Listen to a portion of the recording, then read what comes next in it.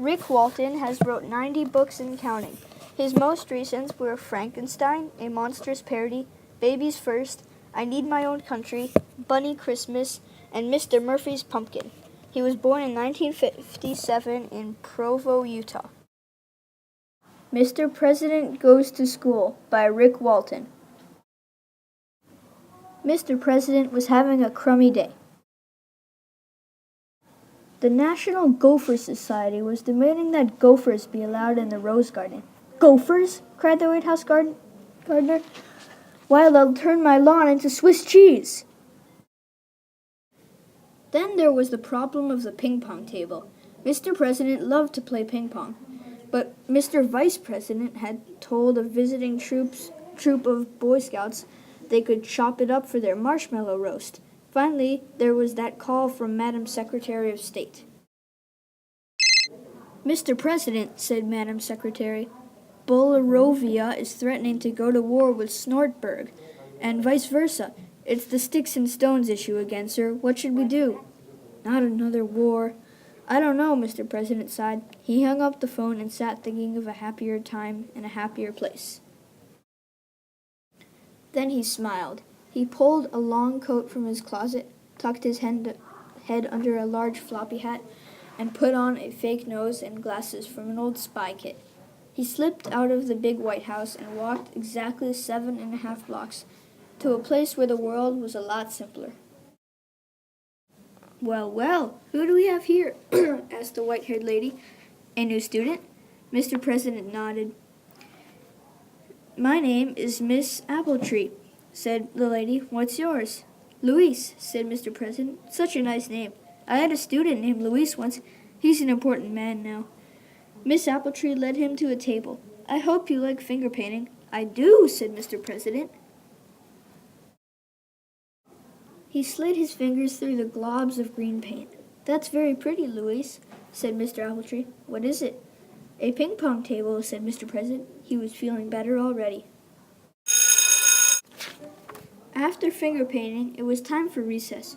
Mr. President made 2 new friends. Chase the squirrel and spun himself silly. Back inside, he and his new friends made a castle out of blocks. I get to be king, everyone shouted. Come now, we're all friends here, Miss Appletree said. Friends can always work things out, but I'll bet you're hungry. It's hard to solve problems when you're hungry. Miss Appletree passed out milk and cookies, and soon, with full tummies, everyone lay down for a nap. When they woke up, it was story time. Everyone sat crisscross applesauce on the carpet, and Miss Appletree began to read. Several times she stopped and asked questions. But raise your hands, she said. Polite people always raise their hands. Mr. President raised his hands. He answered 3 questions, 2 of them correctly.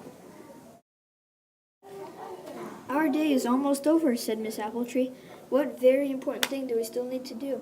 The hokey pokey, the children shouted. They put their right legs in, they put their right legs out, they put their left arms in, they put their left arms out, and they shook it all about until the bell rang. Mr. President laughed. I love the hokey pokey. Yes, Luis, said Mr. Appletree. That's what it's all about. Mr. President skipped all the way back to the White House. There you are, cried the Secretary of State. We thought you'd been kidnapped.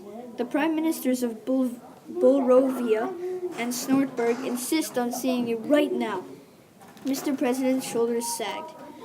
Have them come to my office. Then he brightened. And prepare some milk and cookies, would you please? Polite people always say please. Mr. President sat on the big oval rug and waited. The 2 leaders were horrified. Prime ministers sit in grand chairs, not on carpets, and especially not crisscross applesauce. They looked at each other and frowned. Mr. President patted the rug. Please sit down. We're all friends here. Each man lowered himself to the floor. Well then, said Mr. President, I hear we have a problem. The angry prime ministers began to shout, Ninny! Nincompoop! Now, said Mr. President, before we speak, we do what? The 2 leaders looked puzzled. We raise our hands, said Mr. President. The Prime Minister of Bulrovia slowly raised his hand. Yes, said Mr. President. They are throwing sticks across the river at us. You are throwing stones at us, you doofus. The Prime Minister of Snortberg snarled. Oh dear, there's that name calling again, said Mr. President. But I know what may help. Mr. President asked Madam Secretary to serve the milk and cookies. When all the cookies were gone, the Prime Minister yawned, and it's hard to solve problems when we're sleepy, said Mr. President. His new friends nodded. At last, they found something they could agree on. After they awoke, Mr. President said, now there is something important we must do, the hokey pokey. The two leaders shook their heads. Prime Ministers do not do the hokey pokey. Try it once, said Mr. President. They put their left arms in, they put their left arms out, they put their backsides in, they put their backsides out. The second time around, the Prime Minister of Bulvoria really shook it all about, which made the Prime Minister of Snortberg laugh. That was fun, he said. Can we play another game? Sure, said Mr. President. Let's build a castle. We can take turns being king. Finally, Mr. President had the White House chef mix up some finger paints, and they all drew pictures. There wasn't a stick or a stone in any of them. Now, Mr. President asked, what were you two arguing about? The two prime ministers stopped painting. For an awful moment, no one spoke. Then the Prime Minister of Snortberg did a very brave thing. Surely we can work something out, he said. We're all friends here. The Prime Minister of Bulrovia looked at him and smiled. Marvelous, cried the President. I can't wait to hear how everything turns out. Before we go, said the Prime Minister of Bulrovia, could we? Oh yes, one more time, said the Prime Minister of Snortberg. That's what it's all about, said Mr. President.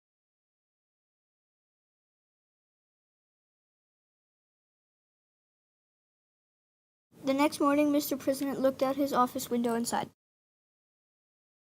He pulled a long coat from his closet, tucked his head under a large floppy hat, and put on the fake nose and glasses he had found in an old spy kit. Then he slipped out of the big White House and walked to a place exactly 7.5 blocks away, where the world was a lot simpler.